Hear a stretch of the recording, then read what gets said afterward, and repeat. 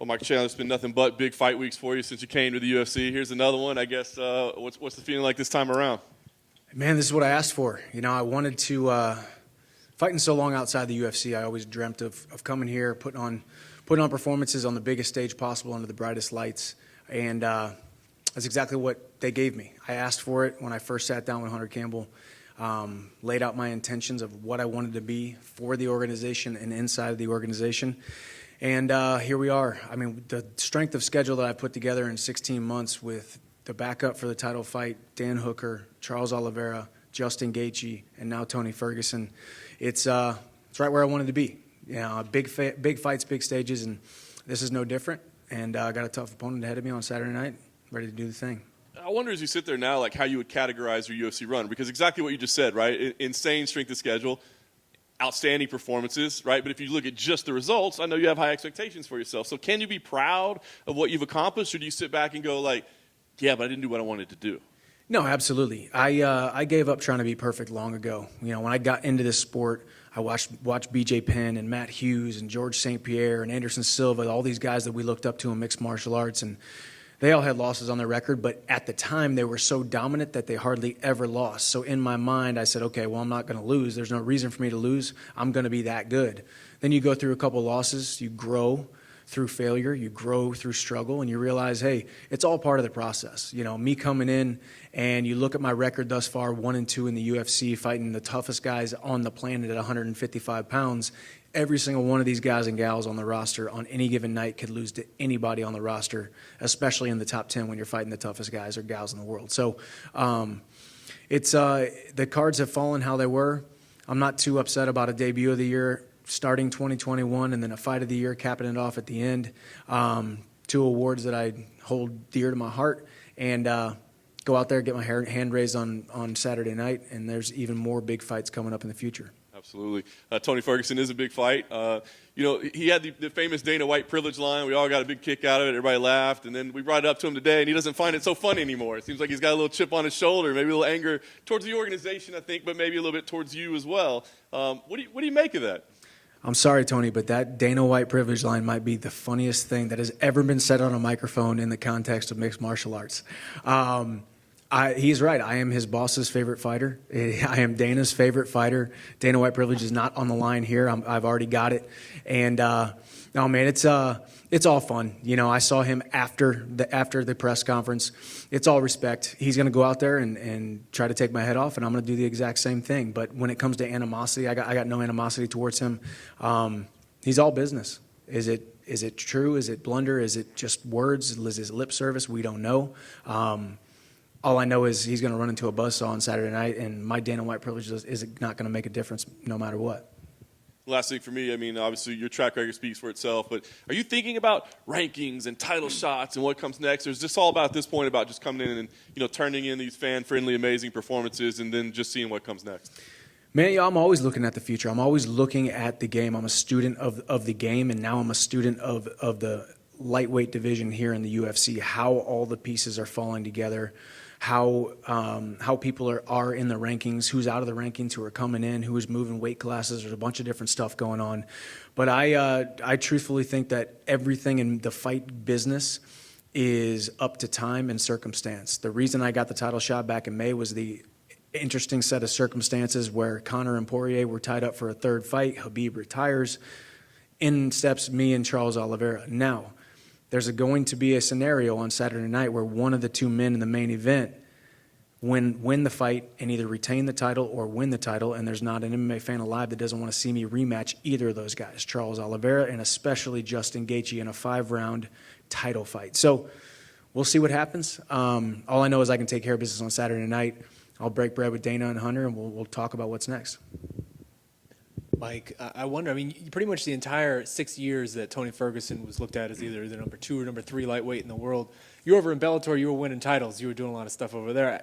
Was this a fight that you ever daydreamed about in your spare time or thought about, or even just used this guy as a barometer for your own performances while you were over there? Yeah, I made a decision that I was going to test free agency and hopefully most likely end up in the UFC right when the pandemic hit. And 2 months straight, I trained in my garage every single day with UFC Fight Pass on, watching every single lightweight, every single minute of every single one of their fights in the UFC. And Tony Ferguson was at the top of the division, at that time when he was kind of going through right off the end of that 12-fight win streak. Still a guy who was looked at as one of the top lightweights in the world, and a lot of people's eyes could have beat Khabib. Tony Ferguson was the first name on our list that we wanted to fight when we came over to the UFC. He turned down the fight and then offered to fight me like a month after Fight Island. I just wasn't ready. I'm away from my family. I needed to go spend time with them, date my wife, and serve my child. And now here we are a year and a half later, and it happens. Tony Ferguson has been the guy I've wanted to fight since the very beginning. Now we get to do it on Saturday night.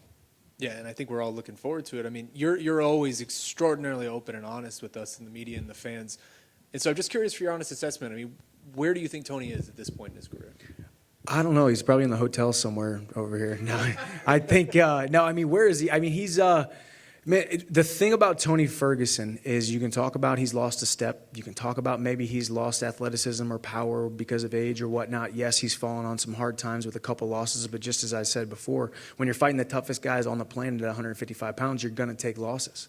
The thing that makes Tony scary, the reason he is the boogeyman in El Kukui, is he's so unorthodox and so unpredictable. Not a man alive can emulate Tony Ferguson in my training. There's nobody at Sanford MMA, which I highly regard as the greatest gym on the planet with the greatest coaches. They really can't 100% prepare me for Tony Ferguson because you don't know what you're going to get. What we saw last fight was not what we saw the fight before, and it will not be what we see on Saturday night. It's a crapshoot, and that's why everybody's going to be on the edge of their seat. And might I say, dare to say that we're going to steal the show again. I mean, do you feel like this fight almost represents, in a way, his last chance to do this sort of title run and be in contention? In a way, does that make him more dangerous, right? You're getting someone who doesn't have much to lose. I will say I do think he's probably going to be at his most dangerous because you back a guy up into a wall, he's going to come out swinging, especially a guy with a champion heart like Tony Ferguson.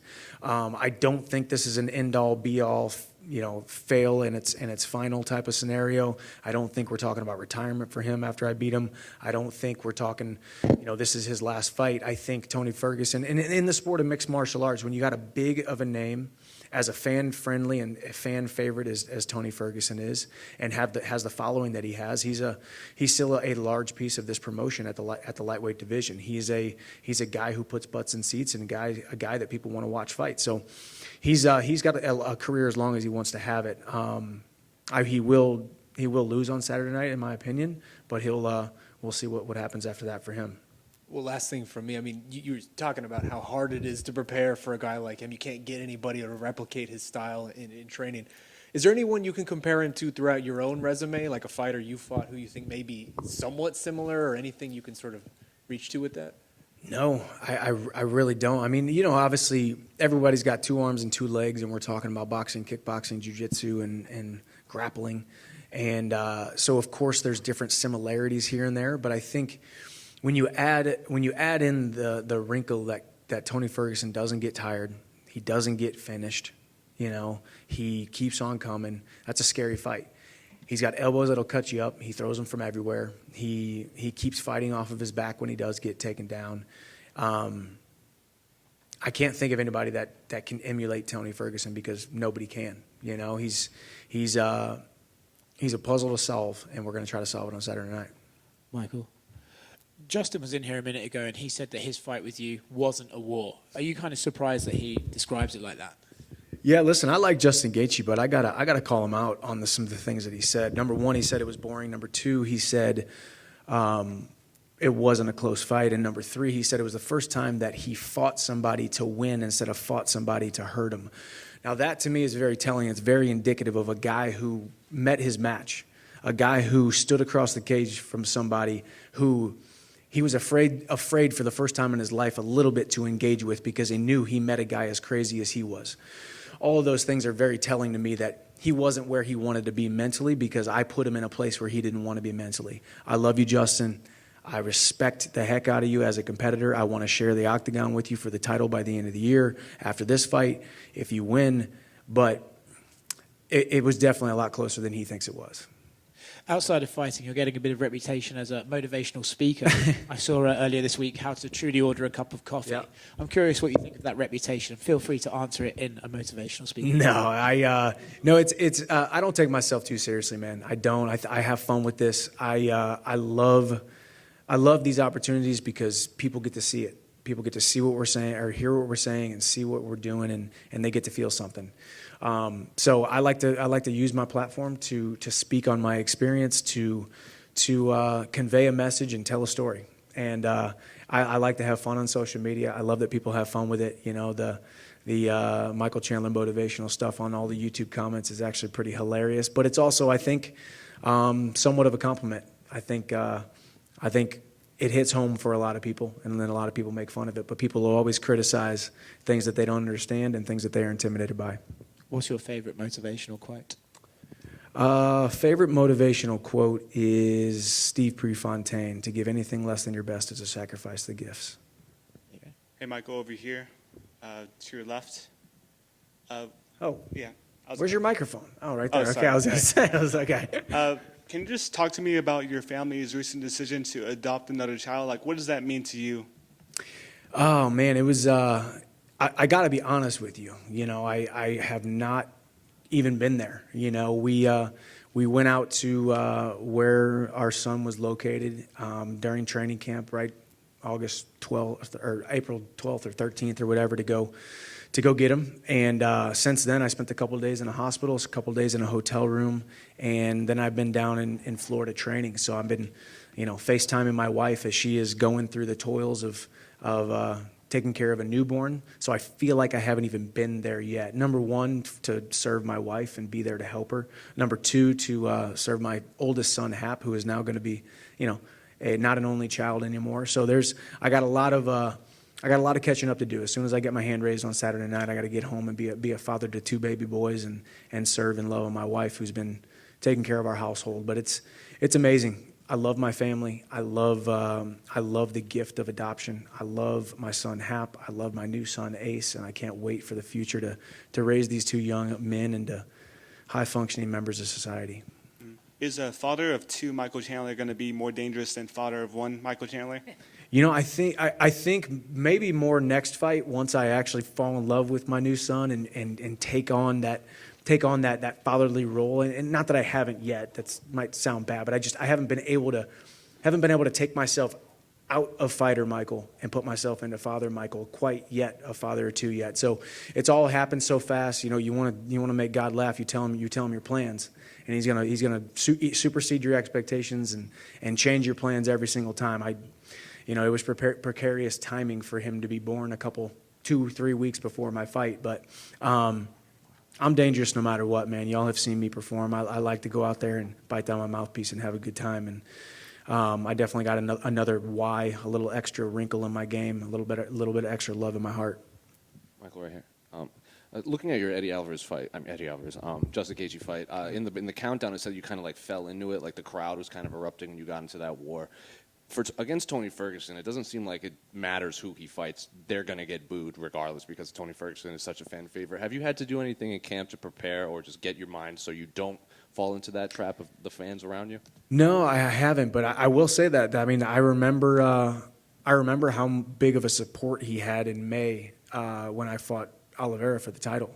The dude's got a following, and his following travels. So I expect there to be and it's the fact that it's Arizona. Obviously, there's going to be a Mexican heritage Cinco de contingent. Mayo, too. Cinco de Mayo, you know. So turns out I'm going into enemy territory. I didn't even realize that till just now. Thanks for bringing it up.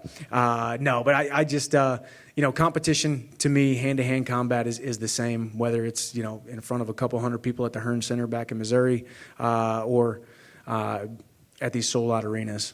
I'm going to go out there and do what I do best. I know you said you hope to fight Justin for the title by the end of the year. Is that your official pick for the main event? You think Justin is going to win? God, it's so hard to pick against Justin Gaethje, but Charles Oliveira keeps on superseding all of our expectations. It's hard to make a pick. If I had to be a betting man and put money on it, I would say Justin Gaethje gets the slight edge just because he can push for so hard for 25 minutes. We know he's going to be able to do that. So That would be my official pick. And yeah, I think there's no MMA fan on the planet that doesn't want to watch me fight Justin Gaethje by the end of the year for the title. Hey, Michael, over here.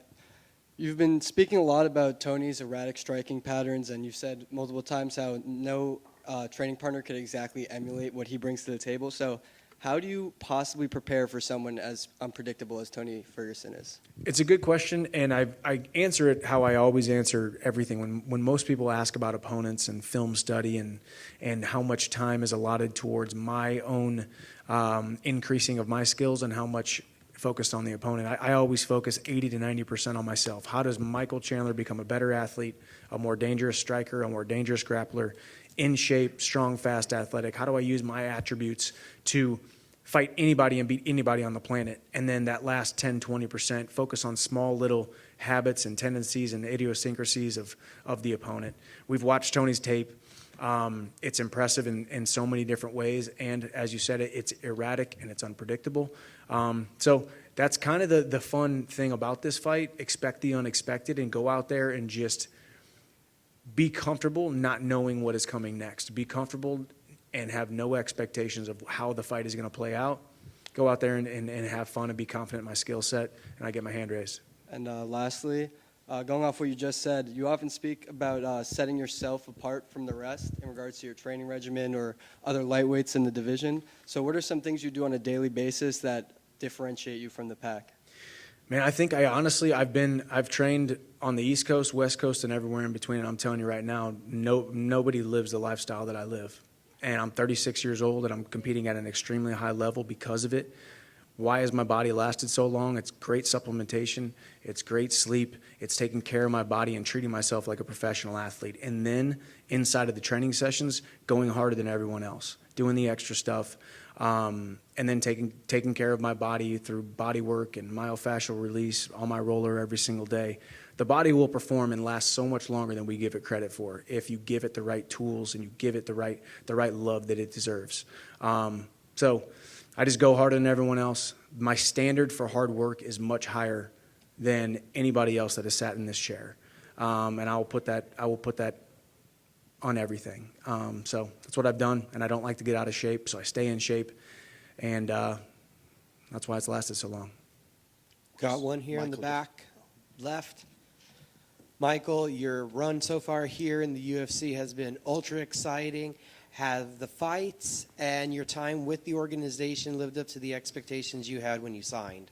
It's exceeded my expectations. You know, I think when you're outside the UFC, you have this view of what it might be to be over there in the UFC, and it has exceeded my expectations. The bright lights, the platform, the ability to have a voice and a platform is what I've always wanted. I've always felt like I was underutilized and underappreciated for the amount of work that I put in and the amount of skill that I had. You know, going back to that gentleman's question, I've treated this training camp and every other training camp in my entire life like it was the most important training camp of my life. I fought some very subpar fighters compared to my abilities, and I always trained as if I was fighting the number one guy in the world. So to not get the recognition for that was hard at times, knowing I was underappreciated, and that's why I spend as much time as I can on this microphone and spend as much time as I can in front of these cameras, because I'm making up for lost time, and I love my life and I love my job. We knew you as a long time as the face of Bellator. Do you feel now at home as a UFC fighter? Well, I am Dana's favorite fighter, so no, I do. You know, and I think there's always a transition period. First, they doubt you, then they kind of hate on you and doubt you at the same time, and then they start to embrace you. And that was the mixed martial arts fans are amazing fans, but they are very rigid at times. And I was a nobody who had to come in and prove myself. And here we are 16 months into it, and I've asked for the hardest fights and the biggest names in the sport. Not many guys want to go out there and fight Justin Gaethje for a second time. Not many guys want to go out there and call out Conor McGregor, not because of the money, not because of the red paint and because they want the legacy fight and the stage and the significance of that fight. I want all the smoke. I want all the big fights. I want all the big names. I want all the big stages. And that's what the UFC can give you that other organizations cannot. I'm right at home, and I'm 100% a UFC fighter, and people are starting to accept that. And you previously had also said you were here for a good time, not for a long time. Are you seeing more and more options, so it may be extending the period of time you may be here? Yeah, I always said that too, because I wanted people to know I ain't no spring chicken. I didn't come into this organization as a 24-year-old. I came into this organization as a 34-year-old seasoned veteran, and here I am celebrating my 36th birthday a couple weeks ago, and I still feel great.